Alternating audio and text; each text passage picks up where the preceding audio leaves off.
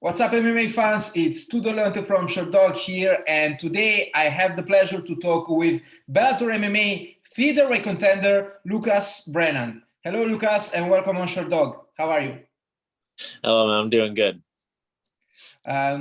You have such a cool nickname. Are you a Star Wars fan? I am not as big as I think the nickname makes it out to be. Everyone here at home called me it as a kid, so I just kept it. But I am a fan. Your nickname is Skywalker. I guess your favorite character is Luke Skywalker. But what about your favorite movie? Oh, that's tough. I am, man. Tarantino movies usually are like pretty up there. Like I'm a big fan. Like Pulp Fiction, like Reservoir Dogs, anything like that. Like older stuff. That or Inception. If you ever seen Christopher Nolan, awesome. But that's a tough question. I don't know. My favorite movie is like a top 5. I don't know. Okay, so let's talk a little bit about MMA. You made your pro debut in Bellator, a few years ago. There aren't many fighters who can say the same. How do you feel about that? I was super excited about that. I'm super appreciative that they gave me that opportunity. Right.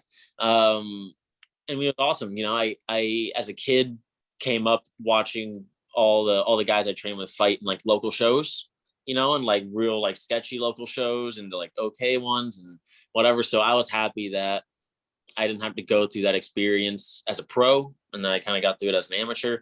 But I was appreciative of it. I'm sure there's a good handful of guys that have started in Bellator. The one that I always think of is AJ. I want to say AJ McKee. All his fights have been in Bellator, but I'm sure there's quite a handful. And I'm happy that the opportunity was offered. I mean, what were you thinking? Or I don't know, when Bellator announced that you were going to make your pro debut. What were your thoughts, your impression, to make your pro debut on such a big stage? I mean, there's nerves, of course, right? But I think nerves are natural no matter where, like no matter what level it is you're fighting at.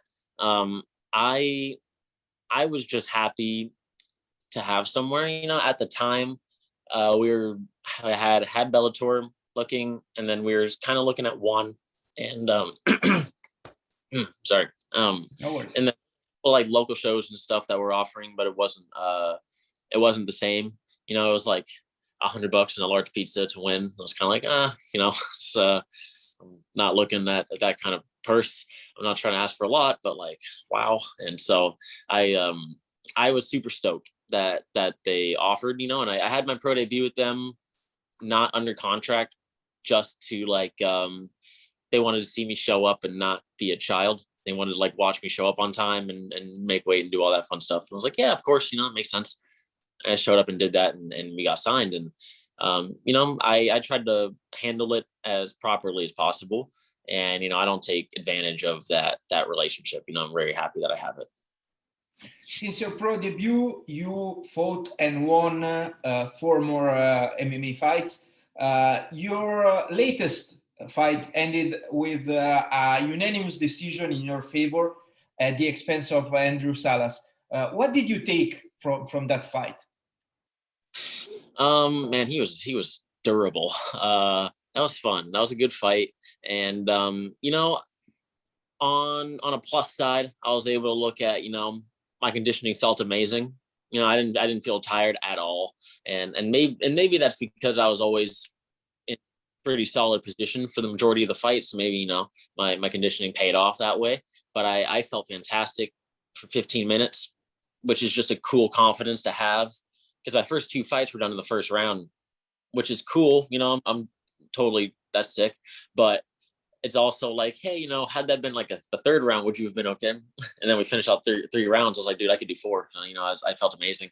But you know, I had wrestling to work on. You know, I got takedowns, but I took some bad shots, and so I had stuff to work on. I had even more striking more striking film that I was able to work with. Some of my previous, like my first two fights, we strike for a little bit, but not very long. I had a lot more film to work with, and just a different body type. He was built entirely different from anyone I fought. He was like 4 feet tall by 4 feet wide, just a like jacked wall. And so, you know, it was a new body type that I was able to adapt for, and incorporate that adaptation into my style. You are now scheduled to face Matt Skibicki at Bellator 260. What do you know about your next opponent? Good striker, good wrestler. Has a wrestling background. In most of his fights, he kind of brawls. You know, throws a lot, throws hard, and keeps a high pace. Like from what I've seen, you know, everything is hard forward pressure, hard pace. Which is exciting. And so, you know, he has jiu-jitsu, right?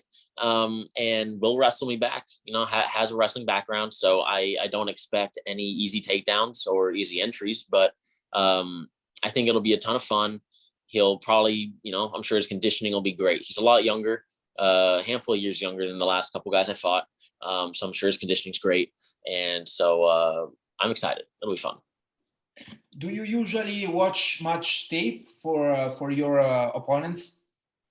I watch once or twice, and I leave the rest of it to my coaches. I found that out the hard way as a kid. I used to at wrestling tournaments, jiu-jitsu tournaments as a kid, and you find out who you have next. I'll just sit and watch their videos, and you do that like all day, just freaking out. You're like, oh, I have this guy. I'll watch every single match he has. But you start to get in your head about it, and you start to you start to watch too much. So I watch once or twice, and I leave all the real heavy breakdowns for my coaches, just so I don't get too involved in it, and I can focus on what I'm doing. At this stage in your career, do you like to enter in the cage knowing that you have to stick to, you know, a game plan, a really strict game plan? Or, I don't know, do you like more to feel the sensations once, you know, you enter inside and you start dancing with your opponent? I keep a very open game plan. You know, I don't have a strict, you know, get in at 1 minute, do this at this time, you know, get this takedown, do this. I try and, you know, I know what I want to do. I know where I'm starting, and I know where I want to end. How I get there, I like to leave pretty vague, right? That way, because if I stick to a very strict game plan, and for whatever reason he changes his game or something happens and I can't follow it, I don't want to suddenly be in my head about being off game plan. So I just I know where I want to get to, so I just keep a very vague, you know, I want to get from A to Z, whatever letters I skip to get there, cool. Whatever ones I hit to get there, cool. I want to I want to feel the sensation, right? Like the last guy I fought entirely differently than every video we watched of him, right? The guy he fought before me was also a black belt. He rushed him, bombed on him. He took him down like 12 times, like ragdolled him. And I was like, wow, like this guy's going to really throw hard. He's going to wrestle me. And then he didn't. He pressured me. He threw 5 punches the entire fight and didn't shoot once. In the previous fight, he took like 15 shots. He threw the guy on his head. Like he was ragdolling him. The guy before that, even Will Smith, who I thought won his last fight in Bellator, he fought again, has great striking, was piecing guys up, getting takedowns. And then he fought me and was very hesitant to throw and didn't shoot and, you know, played a different game. So if the guy's going to play a different style, I don't want to restrict myself mentally to thinking he's only going to do this. He will probably evolve his game for me, in which case I need to leave room to be able to change my game for him. That was a long answer, but yeah. No worries. I asked the question, so I'm also interested in your answer, as long as it may be. Your upcoming fight is a catchweight. May I ask how come was that your choice or your opponents, to fight in a cage weight? That was my choice. I had a health concern leading into this that I had to take into account, and also the fact, I turned 21 yesterday. I'm growing, so Happy birthday. Increasingly, thank you, but increasingly as I've gotten older, making 45 gets a little bit harder and a little bit harder because naturally I'm just growing. I'm getting bigger and bigger every camp. Not even on purpose, I'm just getting taller, getting bigger. So there was just a little bit of adapting that needed to be done. And me and my opponent are still aiming for 146. But catch weight is open just for the fact that, I had a health concern coming into this, and I'm still growing as I get older. Right. So I haven't aged out of that yet. So. Yeah, actually, I wanted to ask you, but you already mentioned it. You are very young and you are still growing up and, sizing up. I mean, the answer may be obvious, but would you consider moving up a division in your future? Yes. That's a conversation that I've had with my coach and with Bellator. And that's something that'll come in time. And when I move up, I want to make sure I do it correctly and that I can grow into that weight class and fill that weight class, because there's some big dudes, right? Like I struggle to make 45, but I'm not even the biggest 45. And then I was warming up last time and I was watching some dude walk by. Like he's got to be like 170, and he gets on the scale, it's 155. I was like, wow.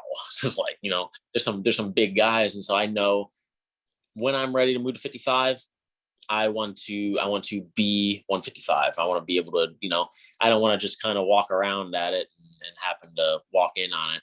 I want to, if I'm going to be 55, I want to fill the weight class, and I don't want to be, on the small end, I guess.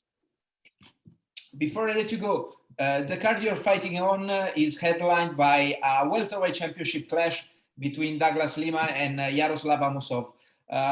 Who's your pick for the main event? Man, I like Lima. He's awesome, but I really like Amosov too. He's been on all my cards. I don't know.